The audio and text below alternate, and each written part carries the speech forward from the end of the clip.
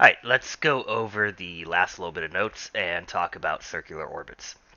So think back to the first lecture in this unit. We were talking about gravitation, right? And think back to when we talked about Newton's mountain, where Newton pictured himself to have a mountain, and on that mountain he placed a cannon that would launch a cannonball horizontally off the top of that mountain.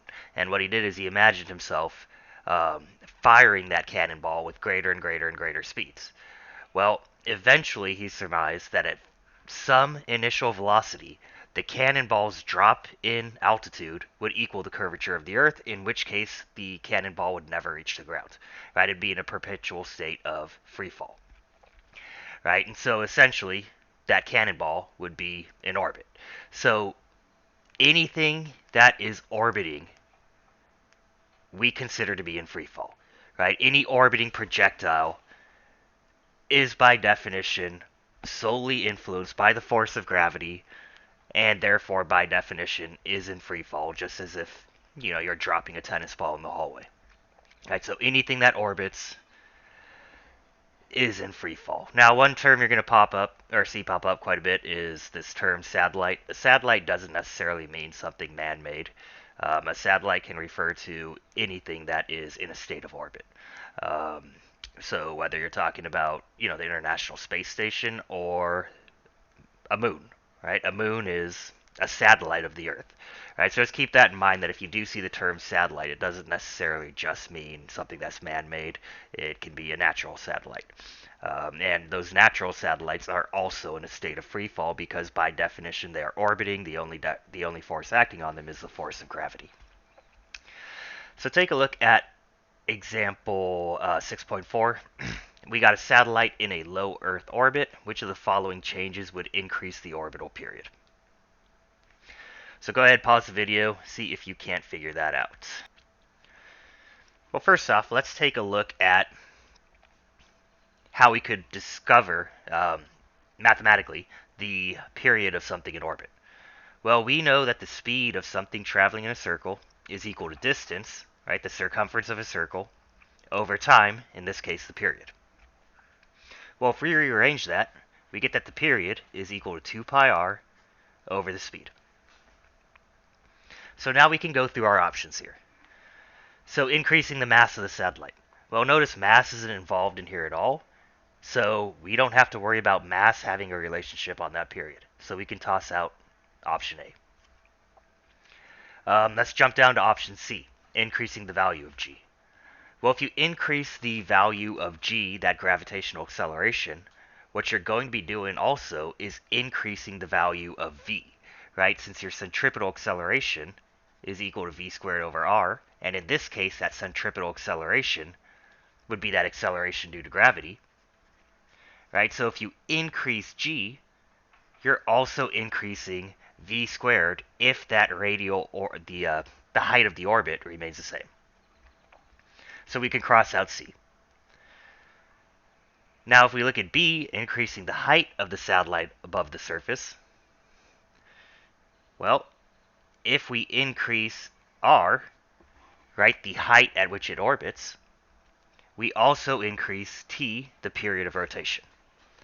Right, so B is the only choice that makes mathematical sense. Now, we can also derive a formula for the speed required for a satellite to maintain a circular orbit.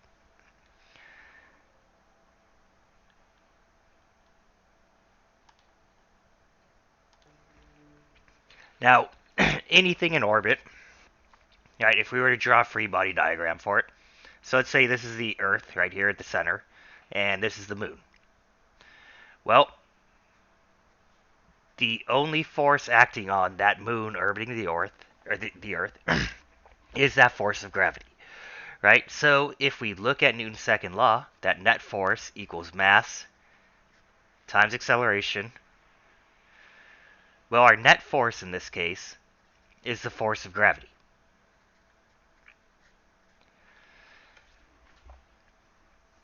And so let's be a little more generic here and define what this mass is. This is the mass of the object in orbit. So let's call it m sub o, right, for a massive object. Now we can take this a step further. We know the law of universal gravitation tells us that force of gravity is equal to G times two masses, which in this case would be the well, let's redo that. G and two masses. And in this case, let's say that your big M is the mass at center of orbit, so the planet, and your little m is going to be mass of object. Right, just to make our lives easy. So big M is whatever is at the center of the orbit, and then little m is going to be whatever is orbiting that big M. And that is all over a distance squared. Well, we can set that equal to the mass of the object times its speed squared over its orbit. Right? Because again, all we're doing is plugging in the law of universal gravitation here for force of gravity. Now notice what happens. The mass of the object goes away. So the mass of the orbiting body has no effect on the orbital speed. Right? It doesn't matter if you have a International Space Station out in orbit, or if you have I don't know, a tennis ball.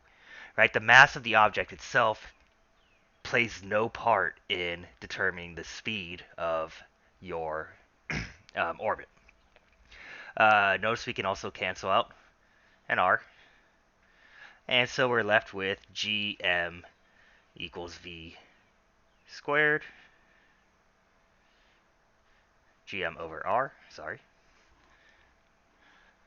Which, if we solve this out fully, gives us that our speed is equal to gm over r square root. Right, so the speed of anything in orbit depends entirely on that universal gravitation constant, the mass of whatever it's orbiting, so usually a planet in our case, and the height above the center of that planet itself. Right, so r is going to be distance from center of planet.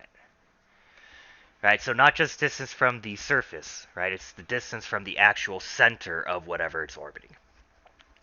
And again, notice that your object's mass plays no part in this, right? All that matters is that constant, the mass of the planet, and the distance from the center of the planet itself. Right, that's going to determine the speed at which something maintains a circular orbit. But also keep in mind that this formula is for a circular orbit. Right, so if an object is orbiting at a speed that's greater than what this formula gives you, that means that's going to be in an elliptical orbit.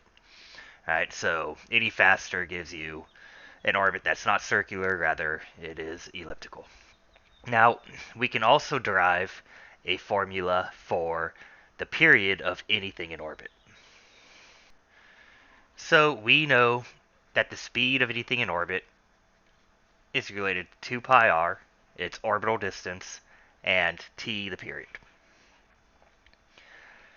So let's go ahead and plug in the equation we just derived for something that is in a circular orbit. So v we could replace with gm over r, and set that equal to 2 pi r over t. Alright, let's get rid of the square root.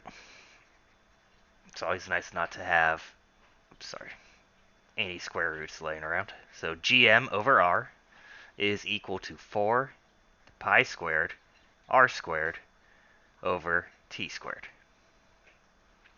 Or gm is equal to 4 pi squared r cubed over period squared. Or if we go even further, we can say that period squared is equal to 4 pi squared over gm times r cubed.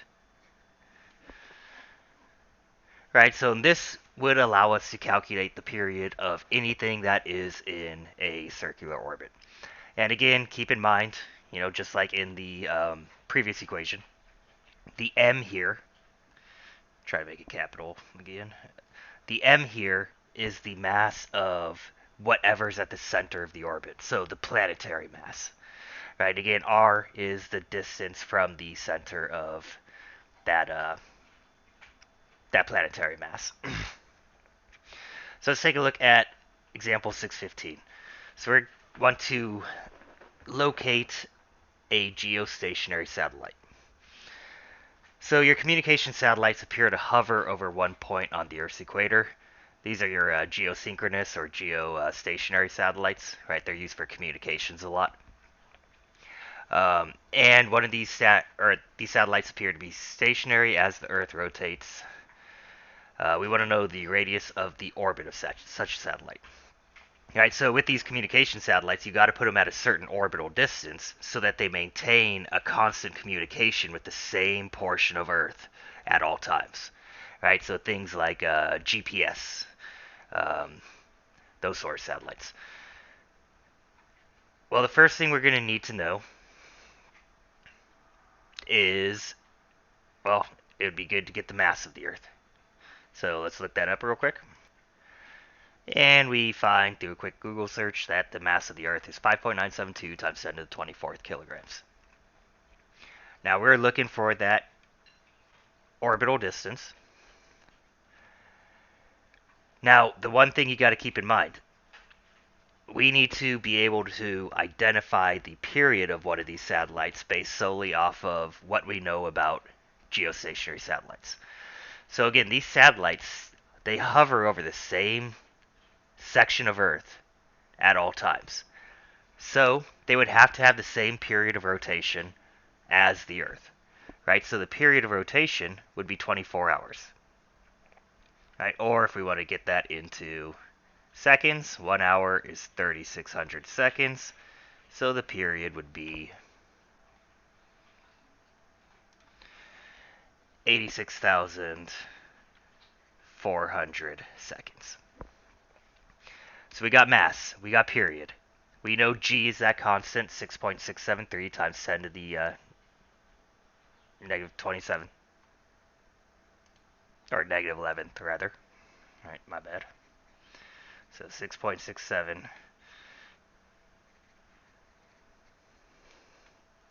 Newton meters squared per kilogram squared. Alright, so we've got everything we need in order to find the period. Now, it might be helpful to rearrange this a little bit. So we could have t squared times gm over 4 pi squared equal to r cubed, right? Or r would be equal to t squared times gm over 4 times pi squared and cubed root.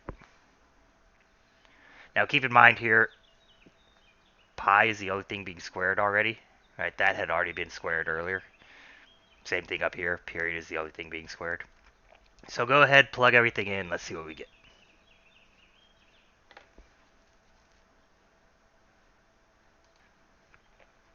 And you should get 4.22 times 10 to the 7th meters. And again, that's the distance from the center of the Earth, not from the surface of the Earth. If you're not sure how to get the cubed root in your calculator, right, remember that you can always, rather than the cubed root, put whatever's inside here to the power of 1/3, right, and it'll do the same thing.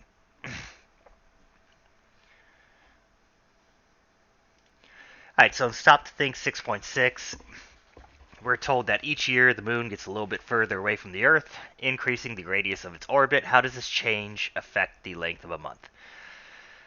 Now, this question is kind of awkwardly worded because you would say, well, the month doesn't change, right? We've got a calendar. Well, this question is kind of assuming that we're running off of a lunar calendar rather than the Gregorian calendar, right? So a lunar calendar would be dependent on the phases of the moon, meaning where the moon is in its orbit. So, if the moon is getting further and further away from the Earth, and we look at our equation here, if r goes up, actually let's look at this version of the equation, makes your life easier. If r goes up, what happens to the period of rotation? Well, the period of rotation is also going to go up. So if the period of rotation of the moon goes up, then if we were following a lunar calendar, our month would become longer and longer and longer over time. And so the last thing we want to look at is let's put everything together from stuff all over the year. So an integrated example 616. We've got ourselves a Stone Age hunter, and he's overlooking a flat plain. He places a 1 kilogram rock in a sling, ties the sling to a 1 meter long vine, then swings the rock in a horizontal circle around his head. The plane of the motion is 25 meters above the plane below. Tension in the vine increases as the rock goes faster and faster. Just as tension reaches 200 newtons, the vine snaps. If the rock is moving toward the plane at this instant, how far out on the plane from the base of the cliff will it land? Alright, so let's examine this in two different stages. Now we've got that circular motion here. Now this is going to be an overhead view of the hunter. Now, here's the rock. There's a force of tension here acting on the rock, and that's going to be the only horizontal force acting on it. Again, this is an overhead view of this scenario. And we know that that force of tension, when the rock snaps, when the vine snaps, is 200 newtons. We know the length of the vine is 1 meter, right? So that would be your radius. We know the mass of the rock is 1 kilogram.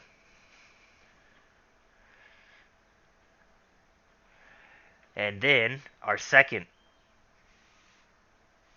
point of interest is this guy is on a cliff, right, hurling that rock around above his head, and it snaps. Now the key thing here to think about is when it snaps, right, that rock, due to its inertia, is going to fly off horizontally. So this rock becomes a horizontally launched projectile. And we want to know x, the range of that rock. How far away from the base of the cliff does it land? Now we also know that the vertical distance here is 25 meters. So these are all of our knowns and unknowns. And again, when you get a complex problem like this, draw it out thoroughly. Yeah, it takes a little extra time, but it's also good to make sure that you don't make any mistakes. Or at least reduce the chances of you making a mistake. Now, the first thing we're going to want to know, right, is we're going to want to know v naught x to eventually get x. Now, how can we find v naught x? Well, let's go back and examine how fast it's going when the tension reaches 200. So our net force is equal to mass times acceleration, and our net force in this case is just tension. Right, so 200 newtons is equal to 1 kilogram times unknown v over 1 meter. So solve out for v, and you get 14.14 meters per second. And so this speed that we just discovered, right, that represents your initial horizontal velocity. Now keep in mind, also, when we've got a horizontally launched projectile, your initial vertical velocity is 0. Now, in the horizontal, there's no acceleration. Right? The only acceleration with a projectile occurs in the vertical. So if we're looking for x x is going to be equal to the initial velocity of that rock times the time. So we need to know the time that that rock is in the air, right? So between the vine snapping and it landing on the ground. Now, we don't have enough info in the horizontal to figure that out, but we can use the vertical dimension to figure that out. So we know initial vertical velocity, we know y, we know the acceleration in the vertical is g, 9.8 meters per second squared. So we just want to look through our kinematic equations to figure out which one would give us time. So we got y equals v naught yt plus 1 half acceleration times time squared. Well, v naught y is 0, right? So y is equal to 1 half gt squared, or 25 meters, is equal to 1 half of the acceleration due to gravity times our unknown time, and solve out for time. So 25 divided by 4.9, square root that, and we get a time of 2.26 seconds.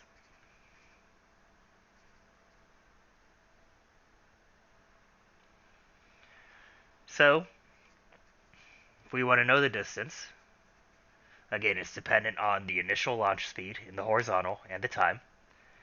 So x is equal to 14.14 meters per second times 2.26 seconds.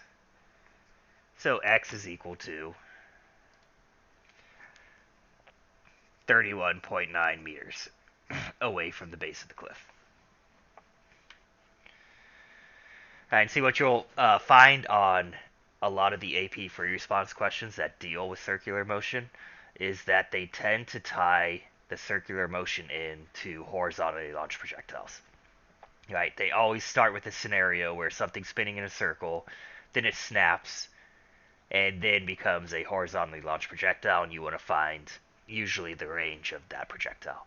So keep in mind that these two concepts are often tied together in AP exam free response questions. Now, other than that, plan on testing mid next week, tentatively for now. So make sure you're keeping that on the radar and keeping pace with stuff. I'm not going to go through Kepler's laws of planetary motion. Just read through them in the notes. They're pretty straightforward, and really that's all you need to know about them. If even that, I think I've seen Kepler's laws pop up maybe once in a decade. Um, but yeah, if you've got any questions, you know where to find me, and I will see you all soon.